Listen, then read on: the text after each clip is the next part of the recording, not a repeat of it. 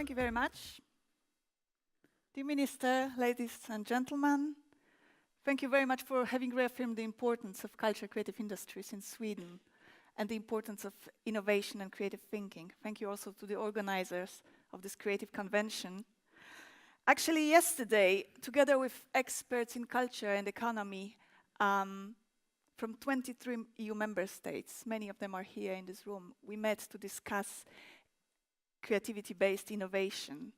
And we did it here in Malmö, in a truly creative city, in the Media Evolution City, which is the best example of an open and collaborative approach to creativity. United we are strong, that's apparently the motto of the Media Evolution City.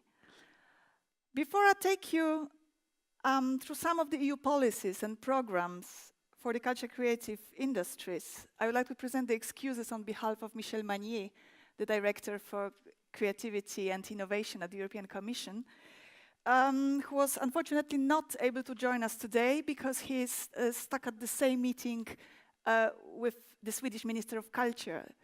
As we speak, the Ministers of Culture meet in Brussels. Now, why Europe should strive to further develop its culture creative industries? Well, the answer is simple. Because there is a need for new sources of growth, and we know that. And the culture creative industries can provide just that. The recent figures show it very well. Culture has a significant economic return, and our industries are one of the most dynamic branches currently in Europe. But they are also contributing to sustainability, social cohesion, and well-being. And this is what we were discussing all the day. Culture creative industries provide an ideal space where innovation can occur, out of the interactions between different disciplines, methodologies, and ways of thinking. There is always a second bottom, a deeper dimension. Let's search for it. We have to see them in integration. That's why, throughout its policies, the EU supports partnerships, collaborations, as Minister said, and calls for reinforced cross-sectoral cooperation around the culture creative industries. Culture and creativity cannot be seen in isolation from other sectors of economy, of public life, that's clear. Regional developments, environments, education, tourism, urban regeneration. Now, in 2012, the Commission has proposed an integrated strategy for the culture creative sectors. Now we implement it. It's a strategy based on economy and on culture at the same time. But what are the key issues on the European agenda in relation to the culture creative sectors today? I think for today I would like to flag 4 major EU policy initiatives that stand out. First, you certainly know that the year 2018 will become the European Year of Culture Heritage. You may be surprised to see that culture heritage is one of the culture creative industries, but it is. We hope that this year will not be a series of events, but it will help to look at the value of culture heritage for our economies, for the European society, and its role in building European identity. And we very much count on your support in this endeavor. In relation to copyrights, the Commission has recently presented a balanced package. We think it's a balanced package. In fact, while we are making the rules fit for the digital age, copyright should continue to reward creativity and provide incentives to innovate. On the issue of fair remuneration, this reform package is also forward-looking. And actually, the President of the European Commission said very clearly in his State of the Union speech, artists and creators are our crown jewels. Third, earlier this year, the Commission has proposed a strategy on cultural diplomacy. Obviously, it also has an economic dimension. Helping creators to expand nationally is a key point, and we have a good practice from Sweden, definitely. The Swedish Arts Council has developed a strategy for internationalization. There is Export Music Sweden. In Skåne, there is the Southern Sweden Creatives, and we just heard from Minister about Team Sweden. And finally, the Commission has proposed just today an initiative to make the single market more efficient for startups and scale-ups. This is a horizontal initiative, but the culture creative industries are obviously targeted too. And there will be another initiative from the Commission to better protect the value of IPRs that will come very soon. Now, let me turn to a few very concrete examples, stories on how the Commission supports the culture creative industries.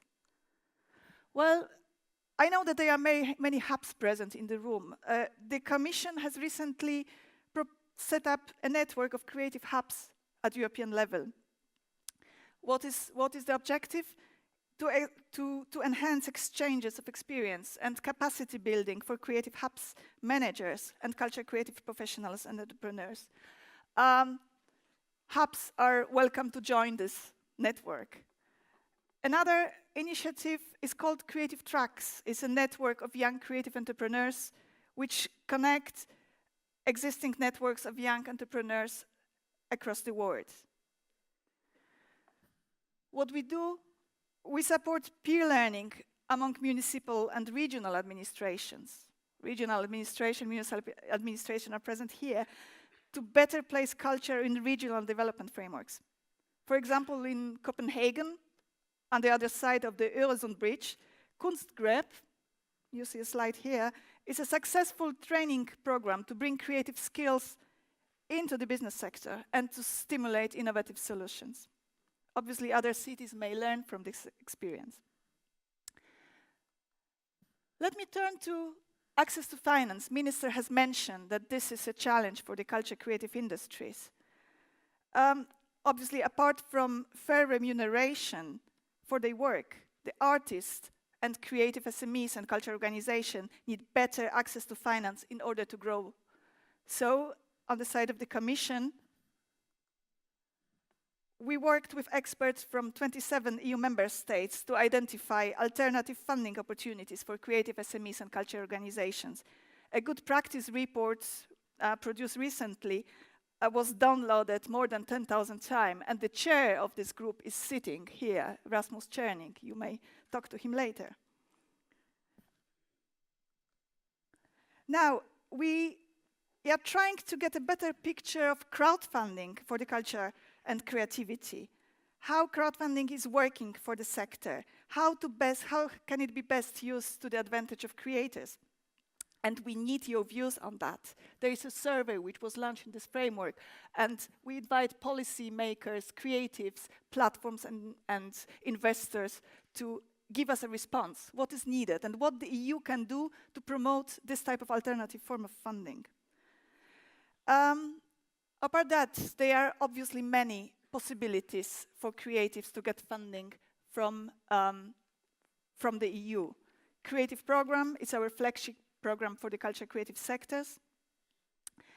Obviously, it has two objectives, promoting cultural diversity and the competitiveness of the culture creative sectors. We have to strike a balance between the intrinsic value of culture and its role as a source of jobs and growth. To give you an example, the 147 cooperation projects supported over the last 2 years from Creative Europe will help creating, as a byproduct, almost 4,000 jobs, many of them of a permanent nature. This summer we have also launched, finally, the Creative Europe Loan Guarantee Facility, which will help European and culture and creative entrepreneurs to get easier access to bank loans. This is a first instrument of this kind. It was in place for the media sector, but now we want to have all the sectors on board. Under Horizon 2020, the EU Research Innovation Programme, funding for culture creative industries can be found under all 3 priority ideas and strands. Excellence in science, industrial leadership, and also societal challenges. Horizon 2020 targets from culture heritage-related research to support digital startups and the development of new business models. This morning, Paul Dujardin mentioned this START program, Technology, Arts and Business, and this is being funded within this framework.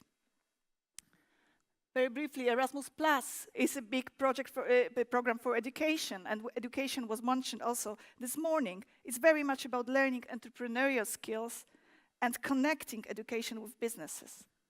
Knowledge Alliances is an example of a relevant instrument here. We have launched the Erasmus for Young Entrepreneurs. It's not a new initiative, but it works very well. It can benefit creatives who are ready to learn from more experienced businesses. It's about matching the skills. Further exchanges and networking among creative entrepreneurs and with other sectors can happen with the help of Enterprise Europe Network. You see the map, how many actors, business organizations are involved. There are also organizations in Malmö. Going further, support to the culture creative industries is an essential element of sustainable territorial development, and the Skåne region and Malmö are best aware of it. The impact, the support of EU region within the structure funds is estimated at more than 9 billion euro between 2014 and 2020. Regional smart specialization strategies of at least 76 European regions focus on creative industries. And what happens there? These regions apply a strategic approach to innovation, cross-fertilization of different policies. They see the problems out of the box, and they emphasize the natural win-win link between culture, economy, and regional development. The Commission is very committed to promoting investment and innovation. There are big opportunities ahead, such as the European Fund for Strategic Investments. And interestingly, culture creative industries are a priority for spending in this context, but the fund remains underused by them. What could be the solution? Building better projects while regions across Europe could team up, embedding creative components in bigger investment projects in transportation, health, etc., or to focus on capacity building for creative entrepreneurs. There is a possibility for that as well. To improve the use of these funds, we will support in particular inter-regional cooperation between the regional authorities and the industry. This is why in June this year, our enterprise departments, together with the regional departments, launched a smart specialization platform for modernization of industry. Trans-regional cooperation will help developing big investment projects, not only combining different funding instruments and public and private partnership. This is a kind of graphical presentation of how should that work. Let me conclude very briefly, because I think the time is already running. Creativity, talents, dynamism, and ideas constitute just raw materials. And Sweden and Europe have all that it takes. Valuing creativity and transforming our assets into a creative product is a process which requires an appropriate framework and the right policy to be put in place. And for that, I think creative courage is needed on the side of public administrations.